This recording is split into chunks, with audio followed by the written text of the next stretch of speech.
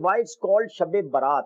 اس کو برات کی رات کیوں کہتے ہیں؟ What is the meaning of برات؟ اردو میں آسانی سے سمجھا دیتا ہوں. ہم کہتے ہیں یہ بندہ بری ہو گیا, جیل سے بری ہو گیا. برات means آزادی, ٹھیک ہے نا؟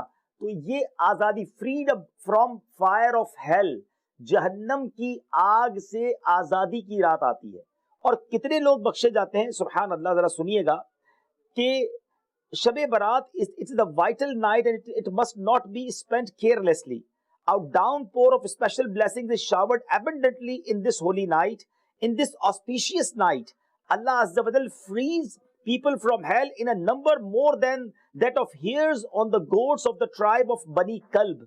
It is recorded in books that the tribe of Bani Kalb possessed the largest number of goats among the tribes of Arabia.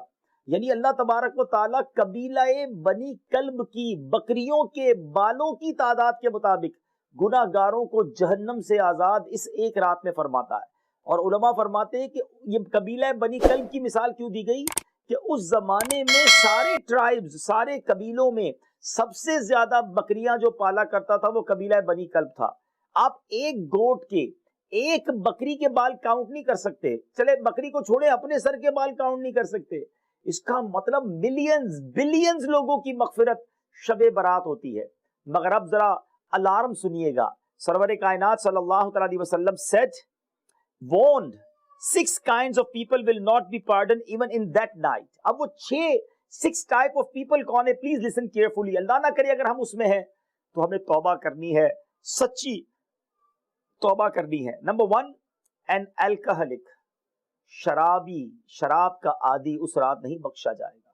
Number 2, the one who is disobedient to parents, جو ماں باپ کا نافرمان ہوگا, شب برات نہیں بخشا جائے گا.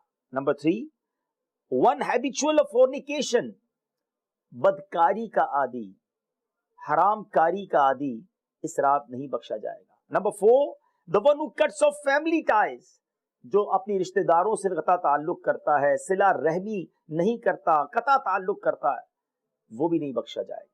Number 5, the one who sketches, portraits, تصویریں بنانے والا, جو portraits بناتے ہیں یا statues بناتے ہیں, وہ بھی نہیں بخشا جائے گا. and number 6, the one who carries tales, چغل خور بھی اس رات نہیں بخشا جائے گا. پلیز ٹرائی ٹو انڈرسٹینڈ, ذرا غور کیجئے. اگر پورے یو کے میں گورنمنٹ ایک اسکیم اناؤنس کرے کہ 99% لوگوں کو یہ گفٹ ملے گا, اب جو 1% لوگ ہوں گے ان کو کتنا شوق لگے گا کہ یار پورے یو کے کو مل گیا, میں ہی رہ گیا. شب برات بلینز بخشے جائیں گے, یہ 6 قسم کے لوگ نہیں بخشے جائیں گے. اگر ہم میں سے کوئی ایسا مجھے سن رہا ہے, پلیز آج توبہ کر لیں. میرا رب بڑا کریم ہے, سچی توبہ, ریپینٹنس کر لیں. حدیث پاک میں ہے, التائب من الذنب کمن لا ذنب لہ, گناہوں سے توبہ کرنے والا ہے جیسا اس نے گناہ کیا ہی نہیں ہے.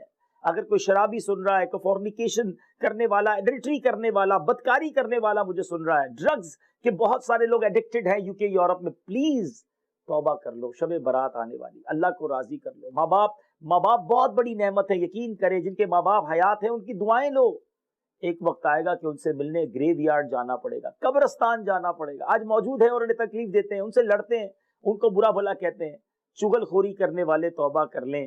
اور اسی طرح ہم نے سنا کہ رشتے داروں سے تعلقات قطع کرنے والے, ہم نہیں جاتے اپنے چچا کے گھر, ہم نہیں جاتے ماموں کے گھر, ہم نہیں جاتے ان کے گھر پہ کیونکہ انہوں نے ہمیں دعوت میں نہیں بلایا. تو چھوٹی چھوٹی باتوں پہ, ایک چھوٹی سی بات پر آپ نے رشتہ داری کٹ آف کر لی, کتنا بڑا گناہ ہے.